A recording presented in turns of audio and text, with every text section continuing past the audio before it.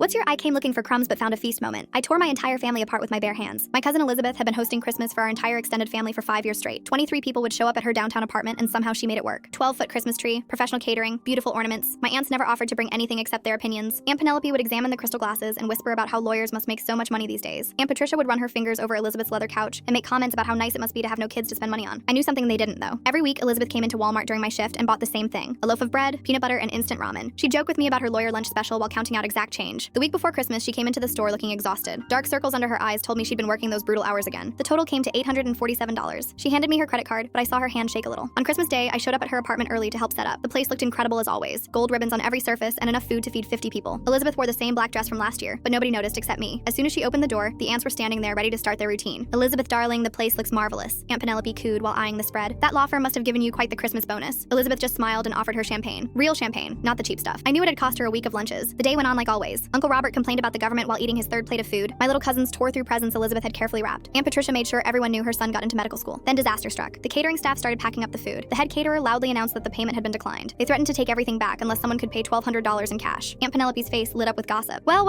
Elizabeth having some financial troubles? What happened to that big lawyer salary?" Aunt Patricia chimed in. "All this showing off had to catch up eventually." Elizabeth's face went white. She fumbled with her purse, pulling out card after card. Each one declined. "This is what happens when you try to impress people," Uncle Robert announced. Elizabeth looked like she might faint. She quietly asked if anyone could help and she'd pay them back Monday. The silence was deafening. That's when I lost it. "Are you all seriously this stupid or just pretending?" My voice came out louder than I meant it to. Everyone turned to stare at me, but I was past caring. This woman eats ramen and peanut butter every single day. I ring her up every week at Fresh Mart and watch her count pennies to afford bread. She skipped lunch for 3 months to afford that turkey you're shoving in your face, Uncle Robert. Aunt Penelope tried to interrupt, but I kept going. "She's drowning in student loans from law school, but still spends thousands on you ungrateful people every year. I've seen her put back milk because she couldn't afford it the same week she bought your kids those iPads, Aunt Patricia. She works 80-hour weeks at a nonprofit defending domestic violence victims, not at some corporate firm." Elizabeth had tears streaming down her face. "And you sit here in her apartment eating her food, drinking her champagne, and have the nerve to call her tacky? She sold plasma last month. I saw the bandage when she came in for her weekly ramen. She sold her blood to buy your kids Christmas presents." I pulled out my wallet and threw my $400 on the table. "This is all I have, but it's more than any of you deserve." That's when Aunt Penelope proved exactly who she was. She clutched her designer purse tighter and headed for the door. "Come on, Patricia, we don't need to stand here and be insulted by some grocery store clerk." But something beautiful happened. My little cousin Zoe, who was only 8, stood up and emptied her piggy bank on the table. "For Elizabeth," she said simply. Then one by one, the younger cousins started contributing. Not the adults, though. They slunk out making excuses about traffic and early mornings. In the end, we scraped together $900. Still short, but the catering manager who'd heard everything waived the rest. Elizabeth hugged me so tight I couldn't breathe. Why did you do that? Because someone needed to. The next year, Elizabeth hosted Christmas again, but only for those who'd stayed. 7 people instead of 23. Chinese takeout instead of catering. It was the best Christmas we ever had, but that wasn't the end. Aunt Penelope had connections I never knew about. She was ready to make sure I learned exactly what happens when you embarrass someone with that much pride and that little heart. Full story on channel. Link below.